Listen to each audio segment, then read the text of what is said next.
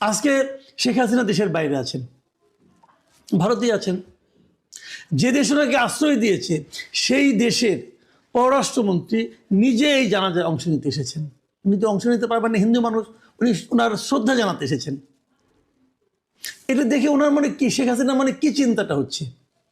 উনি কি এখনো ভাবেন যে খালেদা জিয়া এতিমের টাকা মেরে খেয়েছেন? উনি কি এখনো ভাবেন যে ওনার মৃত্যুটা ওনার মানে এর চেয়ে বেশি শাস্তি ওনার প্রাপ্য ছিল, অথবা এরকম শাস্তি ওনার প্রাপ্য ছিল? নিম্ন আদালতে যেটা 5 বছর হয়, উচ্চ আদালতে যে বেড়ে 10 বছর হয়ে যায়, উনি ভাবেন এখনো ওটা সঠিক ছিল? আমি কিন্তু এই জিনিসগুলো বলি সবাইকে যে দেখুন, রাজনীতি যেন এমন কিছু না হয় যা নাকি মানুষের মানবিক অনুভূতিগুলিকে ভোতা করে দেয়। আমরা ওই দিকে যেতে চাই। আমরা আগামী দিনগুলোতে এই নমুনাটা আমরা জারি করে রাখতে চাই। দেখুন, উনি একজন মা তো না, উনি একজন বয়স্ক মহিলা ছিলেন, তারপরে ওনাকে জেলে যেতে হয়েছে, জেলে পাঠানো হয়েছিল, খুব জরুরি ছিল।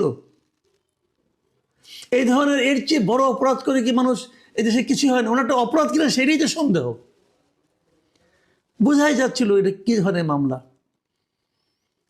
আমরা দেখুন, ওনার আমি আরেকটা জিনিস লক্ষ্য করলাম, আমার খুব টাচি লেগেছে এটা আমার কাছে, যে যখন ওনার লাশটা কবরে নামানো হলো, তারেক রহমান নিজে কিন্তু কবরে নেমে গেছেন, মায়ের লাশটা উনি নামিয়েছেন।